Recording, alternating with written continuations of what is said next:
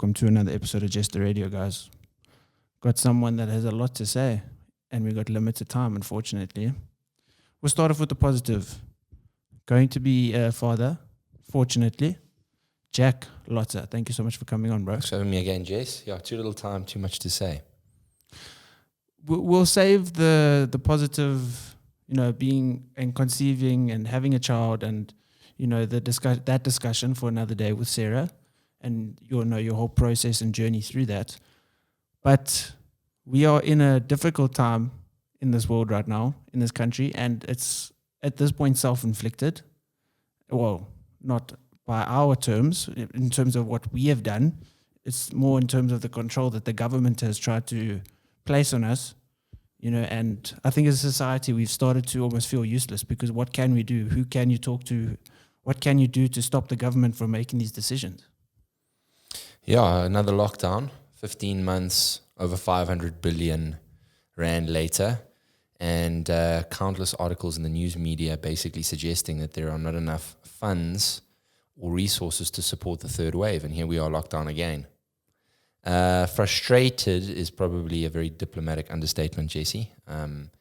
Obviously, in the fitness industry, we've been hit very hard, very similar to the entertainment and the restaurant industry, and we are having very draconian and tyrannical lockdown restrictions imposed on us with no measures of support, no offers of, just no clear end in sight. What we're going to lock down into perpetuity? Are we just going to end the fitness industry? Or are we just going to close down all restaurants? What I was saying on my stories is that last year, it was 3 weeks to flatten the curve, and we ended up being locked down for the best part of half the year. And it made sense then. We all had a very small role to play. We just had to stay locked up in our houses. And the government was going to put together measures to upscale hospital infrastructure in the background and so on and so forth. And it made complete logical sense. But again, 15 months down the line, hospitals are a complete fuck show. If you look at our population, 0.8% of the population have been vaccinated, which is pie in the sky. It's absolutely dog shit, if we're being frank. Is that one of the lowest numbers in terms of vaccinations by country? I'm not entirely sure. The graph I looked at, it was definitely one of the lowest. That was the one you put on Instagram. Yes, the second lowest was India at 4%. But you got to remember that India's population is over 1 billion. So you can't even compare. So, very, very frustrated. We locked down. And over and above that, we have, the usual social media charlatans, the pseudo-altruists, the woke tards telling people in the fitness industry that are operating that they are granny killers and don't care about people that are sick and vulnerable, which couldn't be further from the truth. We still need to put food on the table, and I'll do so unapologetically. I'm not going to apologize about the fact that I have a profitable business, or that I've spent 10 to 15 years building it from the ground up. I've got people that depend on me. I support vulnerable people. I support vulnerable people who support vulnerable people. My contractors, my employees, my affiliates, they support sick and vulnerable people that cannot afford whatsoever to contract this virus. And they have bills, they have grocery requirements, they have medicinal requirements. Are these woke charlatans are they gonna get the tab? Are they gonna get the bill? How do you propose that? Having gyms open, being able to see clients, having your trainers be able to do whatever they need with their clients without spreading the virus more? Look, the thing is I don't have the answers. I don't think anyone does. I don't think anyone has the answers. I think you're damned if you do. I think you're damned if you don't. However, at this point, you've got to look, the pandemic isn't running rife as a result of people not wearing their masks. The pandemic is not running rife in South Africa as a result of people not social distancing. The pandemic is running rife because of a very criminal, very nefarious government institution that has been around not for the last 15 months, but for the best parts of 30 years, that have completely reneged on their fiduciary duty to the country. Don't even get me started on load shedding. So that's why we're in this mess. If you look at the vaccine rollout plans, the vaster portion of these vaccine rollout plans are being provided by the private sector. that's clicks, that's discam, and we're only at 0.8%. What the fuck is government doing to mitigate this? Saying that we're in this mess because people are not wearing their masks and not social distancing it's not even disingenuous. It's just a blatant lie. We're here because the government is fucked up, and they've not only, they haven't misappropriated funds. It's just disappeared into the ether. It's been stolen. Yeah. Well, I think if we had to go look in their garages, we might just find where the money is gone. And how much money has been stolen? How much were we given? It was over 500 billion that was allocated to dealing with this pandemic in the last 15 months. I saw Tokyo Sehwale tweeted something about the exact figures, 517 billion or something along those lines, and then said smirkingly at the end, but we're in this mess because Cyril says we take our masks off to eat. Cool story. It's the same as Dr. Fauci. That's also something that has been so difficult, because he says one thing, a week later, completely contradictory. Then we see emails coming out where, it looks like he was involved in, creating the virus itself. I don't think he was involved in creating the virus. Well, he knew about it. Inadvertently, it has been suggested that he and his departments were directly funding gain of function research in the Wuhan lab in China. What that means in layman's terms, please understand, I'm not an expert. I also have a very cursory understanding of this. Gain of function is where you research, develop, and manipulate viruses to make them more transmissible. According to Fauci, that this is the pros of that far outweigh the cons, but the only logical explanation I can see for that is if you're looking to make biological weapons. Unless someone can, maybe an immunologist or a virologist could explain otherwise. And that information was basically suppressed by big tech, and it was suppressed by big media, and they used Trump as a sort of scapegoat for that, because, the big orange man was saying horrible things. So anything that came out of Trump's mouth, whether it was truthful or not, had to be completely removed, erroneous, and taken off the social media space. Well, a lot more than just Trump's tweets, etc., have been taken off. Medical doctors, very viable studies, particularly on hydroxychloroquine and erythromycin. As far as I'm concerned, big tech and media should be actually complicit in the deaths of hundreds of thousands of people. The fact that, Trump was touting certain very effective medicines at that stage, and the media was saying, Trump's saying you must inject bleach. Never said that under any circumstances. And I'm not a Trump apologist. No problem, Jess. I'm not a Trump apologist by any stretch of the imagination. Attack him all you like, but just, we can't ignore truth because it comes from the lips of someone we disagree with. And it's scary how the voice of the people have been taken away.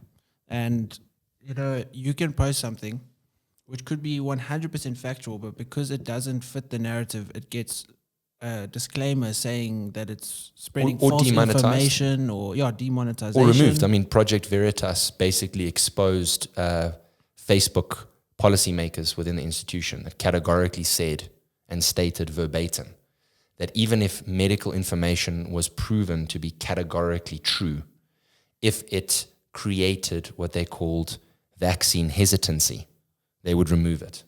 What do you think is to gain? Is it financial gain for these big tech corporations, or is it just almost having monopoly in terms of keeping, the government on their side? Or what do you think is to gain for them for trying to keep away what they claim is false information but could actually be truthful? Look, I'm not a conspiracy theorist. I'm keeping my ear to the ground. I'm chatting to a lot of people a lot smarter than me. There's definitely a lot of nefarious stuff that's going around. And obviously with the obfuscation of truth and the censorship of data and the coercement of thought and propaganda, it's getting increasingly difficult to discern critically what is right and what is wrong and where these paths lead. However, I follow Russell Brand, very articulate, very smart guy in his podcast, and he released something recently where it was proven that every single media agency in the whole of the United States, bar for CBS, shares a board member with a major pharmaceutical company. Now, I'm not suggesting that there's something nefarious going on there, but if that is not a conflict of interest, what is? And I think that particularly if you look at the elections last year in the United States and the clash between the Democrats and the Republicans, it suited the Democrats hugely to have big tech and mainstream media paint the bad orange man in a certain narrative, because it allowed them to sort of further their agenda and procure votes. But you can't. That's the thing about free speech, and that's the thing about this. The big threat of big tech. You can't. People should be allowed to voice their opinion and their viewpoints and their thoughts irrespectively, even if you don't necessarily agree with them. That's the whole concept of free speech. Because now it's going to bite. Otherwise, sooner or later, it's going to bite you in the ass. I vehemently support Julius Malema's right to say whatever he pleases on social media. That doesn't mean that I'm a Julius Malema apologist, nor that I agree with him. But that's a hill that I'm prepared to die on, is that everyone should have the right to state their claim and say what it is. And so too, other people who have differing viewpoints and opinions and objections can sit down and they can debate that. That's the whole point of a democracy. And onlookers can view that. They can look at both sides of opposing arguments and then come up with their own deduction for themselves. At the moment, we're just being pushed into one way, and that's causing, massive backlash, and it's causing, the irony, and I'm not an anti-vaxxer by any stretch of the imagination, but the obfuscation of data with regards to vaccine injury and so on and so forth is just making more and more anti-vaxxers by the day. It's creating a massive backlash. Well, I mean, if you look at ivermectin, it's been studied for almost 40 years now. Whereas, how long has this vaccine been around? How long has, the side effects or the possible negative effects it can have on the body? I was actually watching this guy's story this morning. He's in Australia, and he was just sharing like one bad story after another on his story of, illnesses or negative effects it had on people. And literally 20 minutes later, he had posted a story of them sending him a notification that it's been removed. And it's quite interesting how it is a news article. It was a news video of the negative effects, but then it's still been taken down. So how does it get onto the news in Australia, but then gets taken off on social media? Jesse, throughout human history, I think we can deduce that the people that are causing censorship and burning books and preventing people from speaking have never been on the good side of history. So again, I'm not entirely sure what the nefarious, what nefarious objectives whoever is that are pulling the strings behind the curtains is, what their objectives are.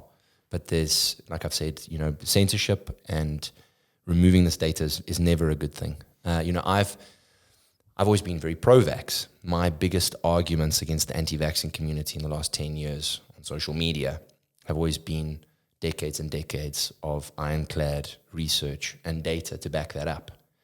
We're in a position now where you've got the expedition of these vaccines because we have no other choice. People are dying all over the world. We've had to sort of bring these vaccines out as soon as we possibly can. But in so doing, a lot of loopholes have been created for these vaccine makers and these pharmaceutical companies that have paid hundreds of billions of dollars over the last 20, 30 years for false claims, for medicinal injury, and so on and so forth. They've now been granted legal indemnity. You can't hold a vaccine company liable if you get a vaccine-related injury. And I mean, if you just look at the data, I mean, it's a no-brainer. Someone is far more likely to die of coronavirus than, vaccine-related injury. But that doesn't mean that we say there is no vaccine industry. It doesn't mean that we prevent people from viewing that data and making informed decisions of their own volition. It's the completely same as unacceptable. Vaccinations for children. There's a possibility that it could do X and Y. I think some of the people, who are anti-vax believe that it could. What are some of I'm trying to think now, what are some of the negatives that people claim? Look, I think there's a lot of hearsay and conjecture, and there's a lot of fear-mongering, and there is a lot of conspiracy theorists. But there are some big concerns concerning blood clotting and adverse reactions with fertility and so on and so forth. But, it's so new, we just don't know. You must remember that of the 5 vaccines that were brought to market originally, very shortly thereafter, 2 were removed. If that's not a big concern. And again, I'm not telling people not to have the vaccine. I'm just saying that we should have the ability to do our own due diligence. Peanut allergies are very rare. But if I pick up a packet of peanuts, there's a warning on the back there saying that if you've got peanut allergies, you should probably refrain from using this product or just be aware of it. The chances of me dying from a peanut allergy are few and far between, but I still have that information readily available so that I can make my own mind up. And also, specifically with all the data that's coming out now with hydroxychloroquine and erythromycin, Trump was saying categorically that it was effective for a plethora of different reasons because the data that he was been giving at that stage proved it. And mainstream media said, no, that's rubbish and that's garbage because big orange man saying that. And we've now got comprehensive data that is coming out showing 200%, 300% survival rates of COVID patients on ventilators and so on and so forth that was given hydroxychloroquine and erythromycin therapies that survived. That means hundreds of thousands of people the world over could have been saved, but weren't as a result of the misinformation campaign, ironically, from the people that were trying to remove misinformation. I don't think at the end of the day that they cared about those people that could have been saved. No, I don't think they cared at all. They were trying to paint a narrative. Orange man bad. Anything that comes out of orange man's mouth is bad. They're complicit in the deaths of tens of thousands, of hundreds of thousands of people the world over. It's completely unacceptable. Yeah. And you being obviously we had a little discussion before, but you being a business owner, someone that works face to face with people, how have you, now with another additional 14 days that we've been put into now, how have you tried to combat, and how it's difficult to, what can you do? Because what can be done if the government says, okay, Jack, your gym's closed. You can't do anything. You see, that's the problem and the desperation that we are in this current point in time where it's, what can you do? The government says something. They say you're not allowed out at this time. You can't go out. You'll get arrested. You can't operate. You'll get arrested. You can't do this. You'll get arrested. What can be done? I think we need to take a feather out of the hat of the taxi industry, Jesse. I think any logical person can deduce that a packed taxi is probably going to be a massively contagious environment for the spread of the virus. There are no restrictions on taxis. The taxi industry told the government to go and fuck themselves, and they're still operating with impunity. We all need to do exactly the same thing. Because again, if the government was subsidizing the income of those industries that were adversely affected or locked down during this pandemic, that's a different discussion. If there was, procedures and protocols in place that were being adhered to and followed through on the government's side, and there was upscaling of infrastructure, and there was a fantastic vaccine rollout protocol, and there were funds and disbursements readily available for the private sector and for employees that were being retrenched. That's a different conversation, but it's not. So again, I'm saying, why are we locking down? Because we got 0.8% of the population being vaccinated. Are we going to populate the other 90%, the 99.2% in the next 2 weeks? No, we're not. Are hospitals miraculously going to double in terms of their equipment and infrastructure, resources and staffing, manpower in the next 2 weeks? No. Yeah, they had 15 months. What are 2 weeks going to help? Absolutely. And I think any logical person knows, as history repeats itself, that this is not going to be for 2 weeks. So I think we need to tell the government with nothing but sincerity and respect to go and fuck themselves. That's what I think personally. With all due respect, which is none. But also it's difficult because how do you go about that in terms of, do you protest? Do you get, let's just put the fitness industry, do you get everyone who's a coach, everyone who enjoys training, everyone that wants to go to a training facility who isn't able to now, do you get them to protest? Because I saw there was recently a protest in London Where, Yes, and it was huge. Yeah. And it wasn't shown And it on wasn't mainstream covered, media. yeah. Look, this is not isolated to South Africa. This is all over the world. I can't believe the draconian measures that are being placed on Australia. I can't believe what's gone. It's absolutely unthinkable what has gone down in the UK. You've got the Secretary of Health stipulating that you can't hug friends and family member while he's rinsing his balls into his secretary in his office and gets caught on camera. You know, you've got Democrat governors in the states saying you're not allowed to travel, you're not allowed to eat at restaurants, getting caught traveling, eating at restaurants. You got senators in the United States stipulating that you're not allowed to go to hairdressers and salons that are caught getting their hair done. Rules for thee, but not for me. It's absolutely fucking bullshit. I think that the bigger institutions, Planet Fitness, Virgin Active, need to stand up and operate and tell fucking government to get fucked. And I think that the average Joe in the street needs to realize that whether they have one follower on social media or 19,000 followers like yourself on social media, we all have a voice. And we have a responsibility and a fiduciary duty to one another to stand up and say, this is completely fucking unacceptable. So maybe that leads to protests. Maybe it leads to civil unrest. I'm not sure. But we do need to make our voices heard. We can't just sit here and take this lying down because it's completely unacceptable. What was that? I wasn't sure. What wasn't a riot? It was a protest. It was obviously peaceful. Not South Africa. Well, most of it, what I saw was peaceful. What was the protest for in England? Was it because of for opening up? It was against the lockdown restrictions and all that sort of stuff. I didn't follow it too closely. I just got screenshots on some of the pages that I followed, aerial views, drone shots of the amount of people that were protesting. And again, it was on my radar because I just didn't see that anywhere on any of the mainstream media or in the news. Which is interesting because if you look at New York, how can New York be open?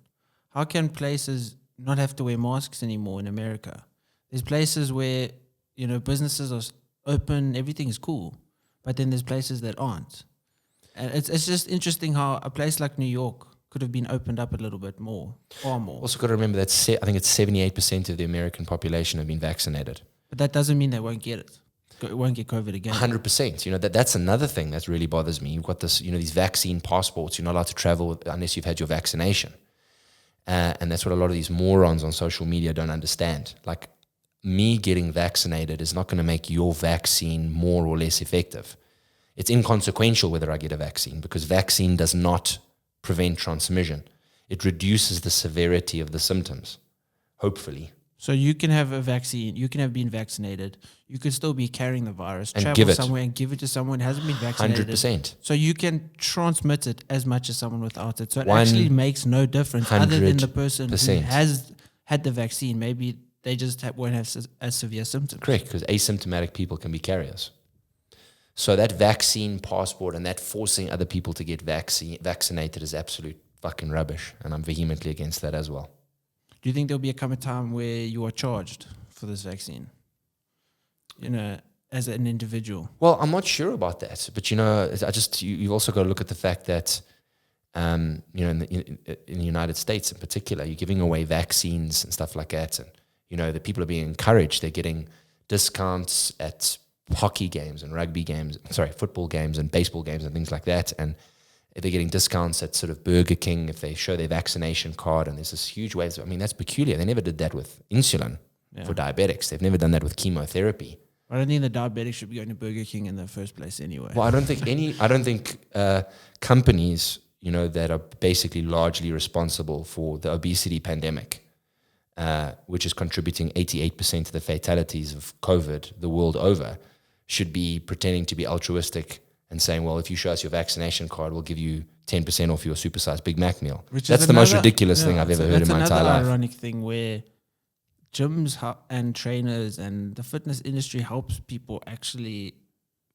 have less effects from the virus and less propensity for it to develop into something serious, where if you are healthy, if you are fit, if you are, you know, your lung capacity is better, if you are obviously not obese, you will most likely beat the virus. If you are a healthy individual, more than allowing restaurants to stay open where they serve whatever amount of sugary foods, which can lead to the virus being way worse.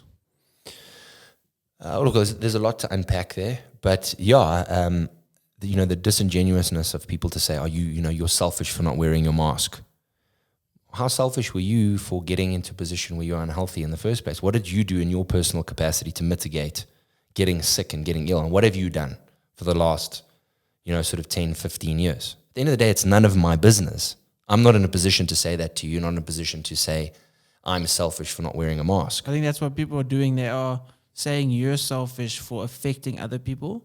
I'm not selfish for the damage I do to myself. Absolutely. 100%. There's a complete lack of accountability again, lack of responsibility, lack of societal accountability and societal responsibility.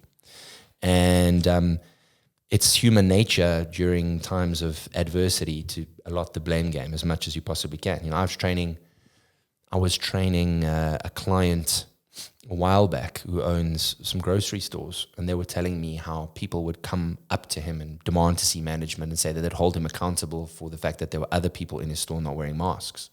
How pathetic and petty are you that you now feel this, it's giving, this whole pandemic is giving all of these losers a new sense of purpose to come and shout at other people, again, under the guise of being pseudo-altruistic. It's never about that. It's about the fact that, they want you to conform to their agenda. And if you don't conform, that kind of gives them the opportunity to play that proverbial teacher's pet. You're not wearing your mask. You should be wearing your mask. Got nothing to do with the fact that they are inherently and genuinely worried about their health. It's about the fact that you are not conforming.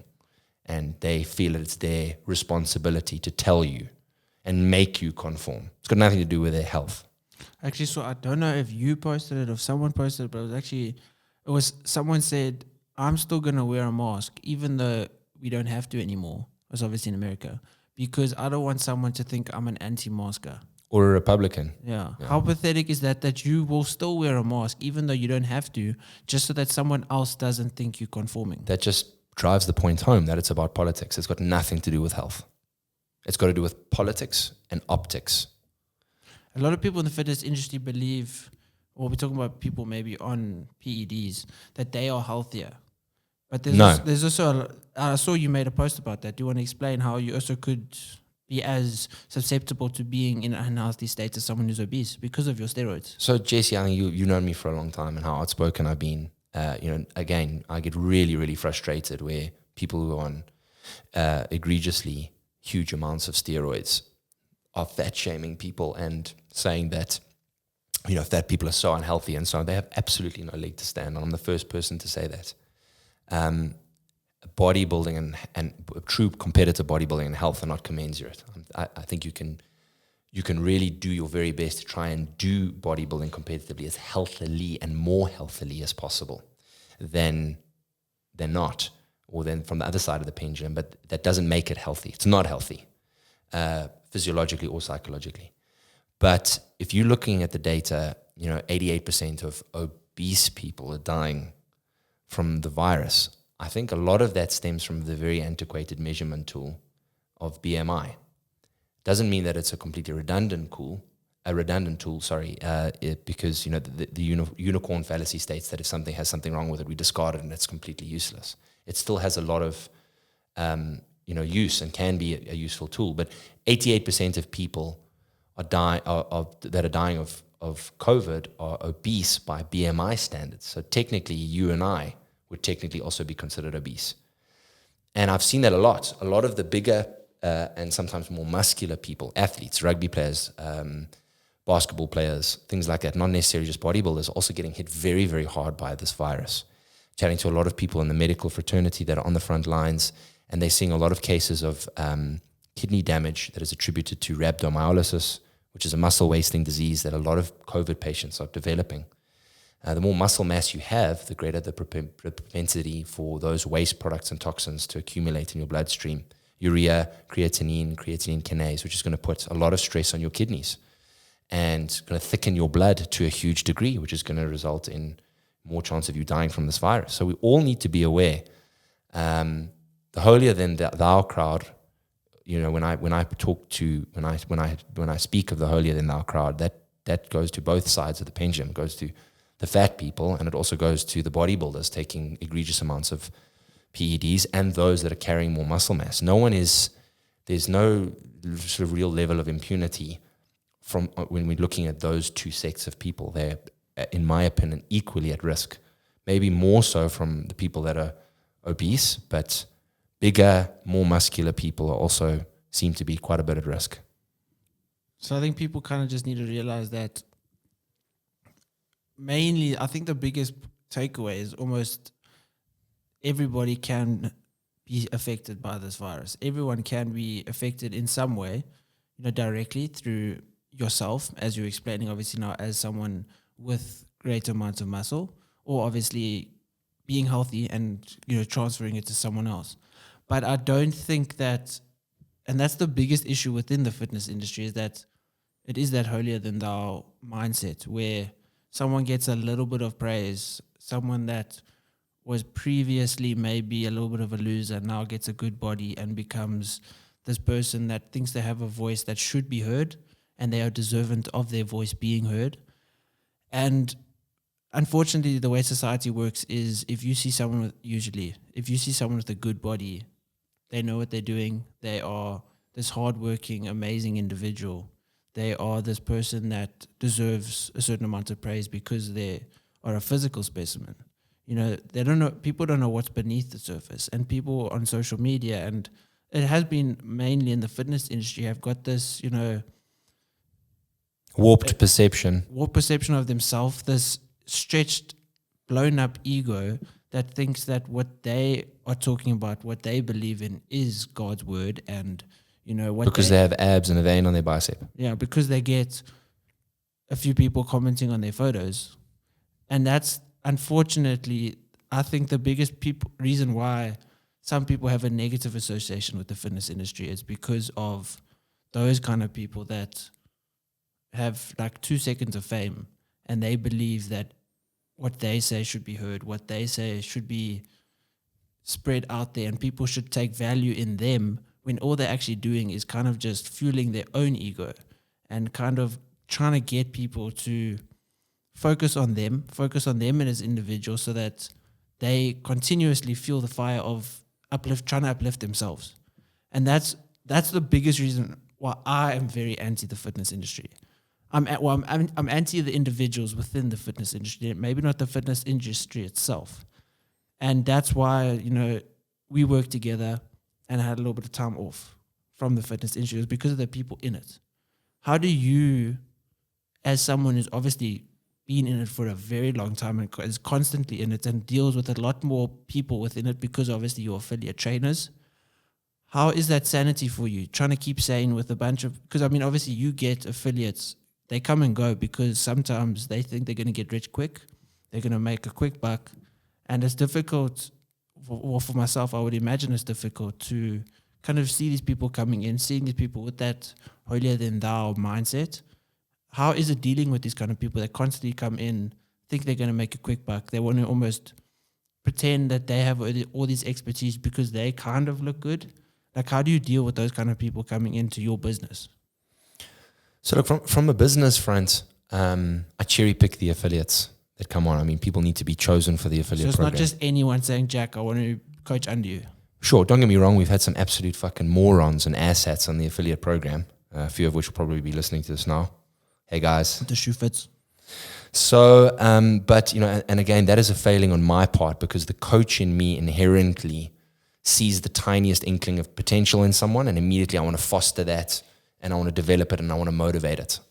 And I want to, take kindling and apportion it to those flames and develop. So that's a failing on my part. That's something I'm working on. But I'm trying to disassociate from that as much as I possibly can. And I think I have been doing that. And what I've been saying for the last couple of years, I'm off Facebook completely. You can just come on my podcast and rant instead of on yeah. Facebook. Well, there we go. And I think I'm trying to disassociate from that as much as possible. Very often I get a lot of hate on my Instagram page. Previously, I used to welcome it, and I just don't have the time and the energy. It wears one thin. I've just grown to understand that you can't beat morons with logic, rationale, intellect, reason, facts, because you do that and they'll just be replaced by a whole lot of other sort of fake profiles. And it wears someone thin, and the energy that I'm investing in that I could be developing into my business, into my athletes and so on and so forth. I'm on Instagram. I enjoy Instagram still, but very often I limit the profile. I'll give it a private profile.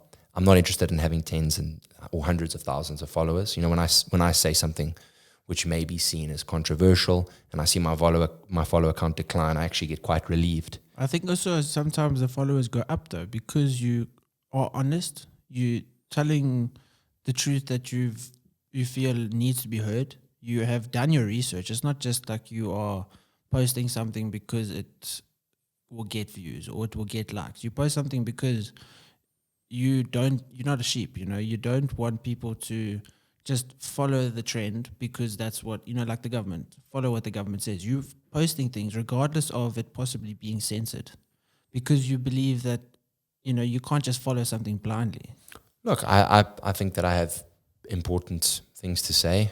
People are more than welcome to follow me. I always welcome people to call me out. And I've often said that there's nothing more refreshing than having people smarter than me change my mind. I welcome discourse, I welcome engagement, and I welcome civil discussion. And people are more than welcome to, take my information and draw their own conclusions. That's all that I want to do on my page. I don't want to push a particular narrative. I just want people to look at what it is that I'm saying or what I'm sharing of other people saying and then draw their own logical conclusions from that. It's my social media is also a blog of my life. It's a diary of my life, and I'm putting my thoughts and viewpoints as I'm learning and understanding and engaging certain aspects of society and fitness industry and physiology and training and nutrition and politics and COVID. And so, the fitness industry is a very sort of incestuous place. It's a very narcissistic place. I think the best thing that I can possibly say with regards to that, particularly with regards to the pandemic as well, is that people need to stop worrying about what other people are doing. In the fitness industry, in your career, in COVID, that person's not wearing their mask. Wear your mask if you're very concerned about it. If you're more concerned about it, then you should self-isolate. You should stay home. You should sanitize. Stop telling someone else that they should sanitize their hands. If you're concerned about them not sanitizing their hands, don't touch them. Don't shake their hands. Don't worry about what they're doing with their business. If you're concerned about your health, what supplements are you taking to mitigate the chances of falling severely ill from COVID or any adverse health conditions? What have you actively been doing or actively doing on a daily basis now to manage your health? From a dietary perspective, from a training perspective, what are you doing currently to manage your mental health? Self-accountability, self-responsibility. Stop worrying about what other people are doing. Okay, you can portray your message in the hope that more people start taking their own self-responsibility. It's something that Jordan Peterson goes on all the time. People are not in a situation, these social justice warriors, too busy telling other people what to do. They need to get their own fucking houses in order. A lot of these people are completely, they are not mentally sound. They are not mentally well. And they are telling other people how to live their lives, how to operate, what to eat, what to think, what shows they can and can't watch, what books they can and can't read. It's completely preposterous. I think as humans, we all want that sense of identity. And it's kind of just an easy way to get it, is to find a cause and to fight for it. Everyone, most of their lives searches for something to almost find value in themselves, having some sort of identity. But what greater way to do that than introspectively, Jess?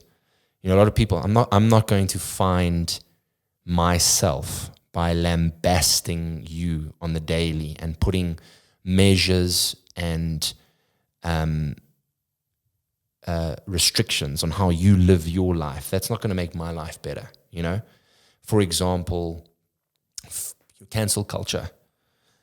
If I don't necessarily agree with some book or some movie, and canceling it so that you can't watch it, it's not going to make my life better. If I don't like it, I'm not going to watch it. Just turn it off. Yeah. Well, speaking of watching and turning it off, are you going to be watching? I don't know if she is going to compete, but there is a transgender, he or her, I'm not sure which one it is, that is going to be now doing powerlifting. Is it a male? Weightlifting. Weightlifting. Is it a male or a person that was a male, now a female? Is it a male competing with a female? Or is it the other way around? It's a biological man that's competing with biological women. At what point are women's rights now being suppressed because So of look, this? we're going to need another 2.5 hours just for this alone. But I'll touch. I think it's completely ridiculous.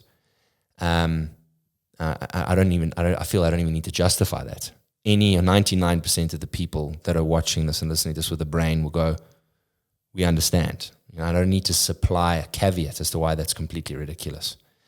The issue for me comes in the fact that because I say and I state the obvious and I state the facts that is ridiculous, immediately the left and leftism and leftists on social media will call me a transphobe or a bigot or a white supremacist or any of that sort of stuff, which is not only dishonest, it's hugely disingenuous and so on and so forth.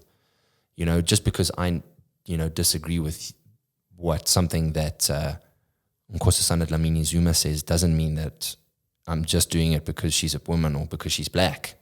That's a very sort of intellectually bankrupt premise. And in terms of, I see that, Caster Semenya isn't allowed to run with women. Yeah, that's... I see that it's someone a female that has a certain amount of a certain testosterone level isn't allowed to compete with other women. So Caster, obviously, being a hermaphrodite, has slightly more, I don't know exact amount, how much more testosterone than other women do. And there's a limit where it says, if you're under this, then you may compete with women. Do you know what that... So, Jace, I also have a very cursory understanding. I'm not entirely sure whether it has been confirmed that she's a hermaphrodite or she isn't. I'm not entirely sure what's going on with the chromosomes. I'm not entirely sure what's going on with her testosterone levels. But I think to place the sanctions on Caster that have been placed on her for so long while allowing a biological man to compete is completely and utterly unacceptable. And if that is not the most blatant form of racism and discrimination, because if it's not that, then what is it? Then what is? And, if we're going to use that argument with regards to testosterone levels and things like that, that's also a very slippery slope. If we're going to use testosterone levels as the litmus test to determine whether someone should or shouldn't compete in certain classes, that's like saying, cool, I'm going to use anabolics my entire life. I'm going to derive huge amounts of performance-enhancing effects for that time, which are going to leapfrog and catapult my career in whatever sporting or athletic discipline I decide or choose to participate in. And then just prior to competition, I'm going to take hormone blockers to reduce those and bring me to within normal ranges. That's also not acceptable because I may take half a step back while I'm on those hormone blockers, but for the years and years that I have been using those anabolics and androgens, I've leapfrogged my career and I've got to a position that I never would have got on my own volition, without the anabolics and without the PEDs. That's also a very slippery slope. Also, the whole idea of the Olympics specifically is to celebrate diversity, is to show the genetic and physical outliers in society. I don't want to go to the Olympics and watch all 10 people cross the finish line at the same time. So Caster has slightly higher testosterone levels. Michael Phelps has bigger hands and feet. Does he now need to go and get his hands and feet surgically operated on to get within a certain parameter to make it, fair for his competitors? You could also argue that certain athletes have higher lung capacity, certain athletes have higher VO2 maxes. It's the differences in their physiology that allow them to be the genetic outliers and to break records and, for that entertainment factor.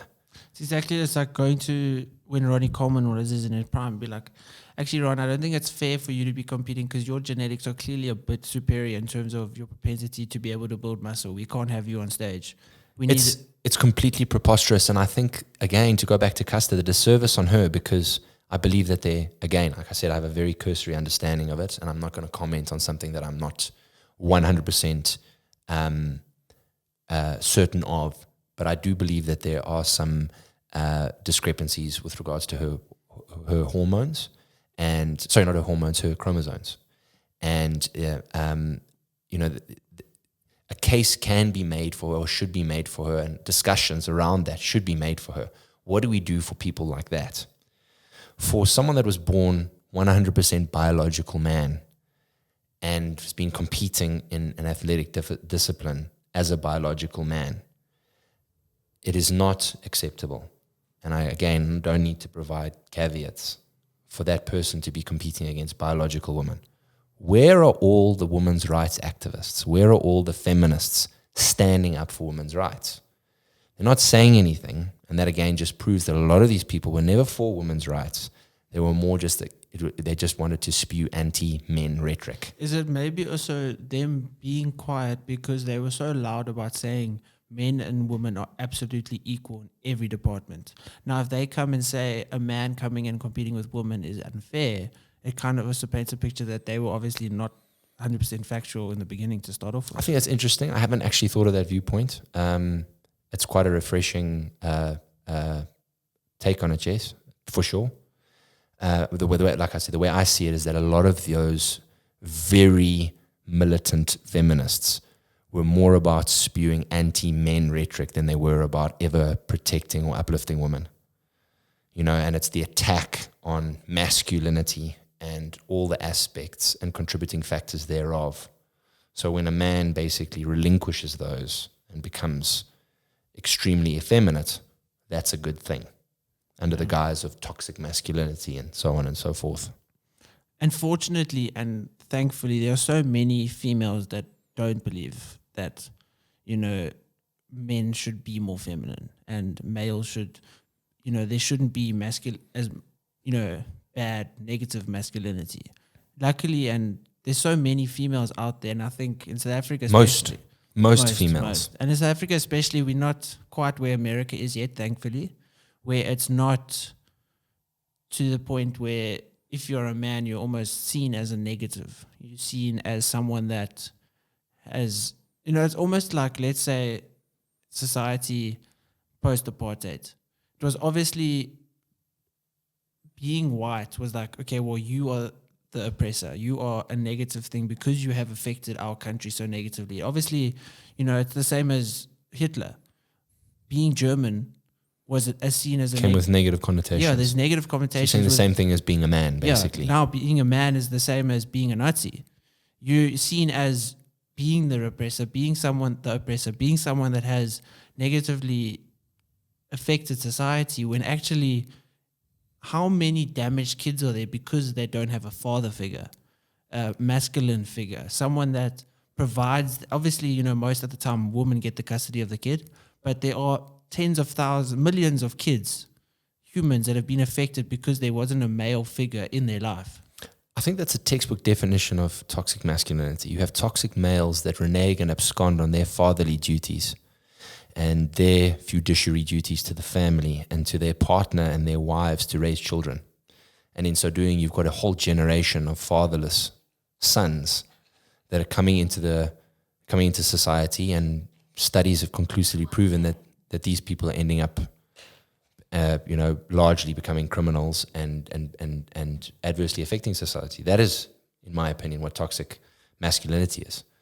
Just to rephrase, it's the absconding and reneging that of men of their fatherly fiduciary duties to the family, and not raising men and raising children.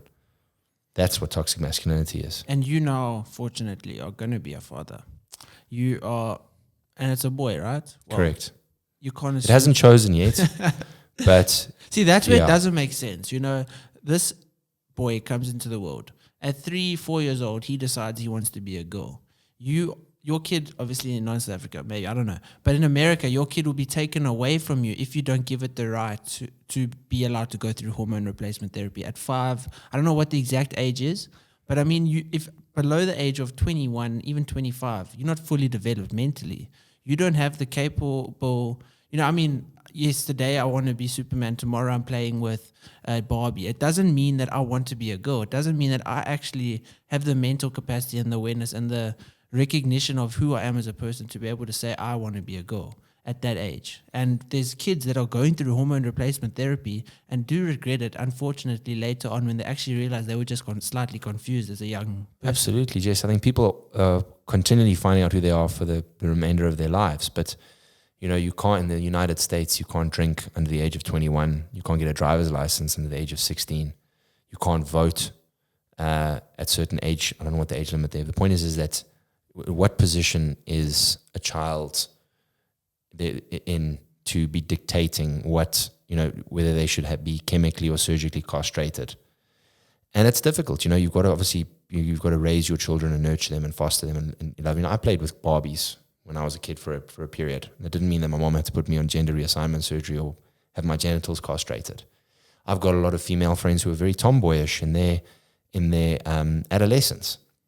And if those people are around today, their woke friends would be encouraging them to go and get gender reassignment surgery. These same people are not overly offended. I mean, they don't wear pink and stuff like that, but they're moms now. They've got kids. And they often chat to me like, fuck, can you imagine if I was, if this was around back in those days, I would have got gender reassignment surgery. I would have fucked my whole entire life up. It's crazy. Again, Jess, it's something I don't have the answers for.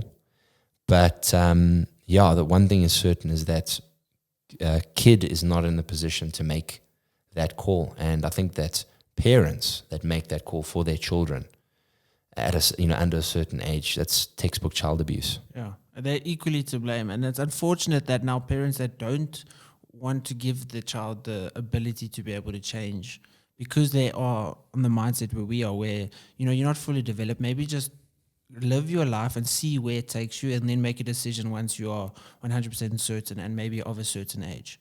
When your brain's fully developed, you have more of a sense of self, that kind of thing. Look, it's also difficult. I mean, there's an argument. I mean, how many guys get circumcised without their permission? That's in essence genital mutilation, a lot of people argue it is. So it's a very slippery slope. It's difficult. I don't have all the answers, but there are a lot of arguments for and against.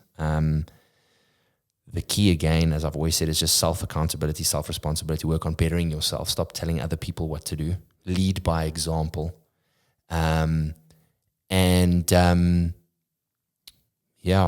Hopefully in 20 years, when we have this conversation again, society would have ironed out a lot of these creases and we'll have been better for it.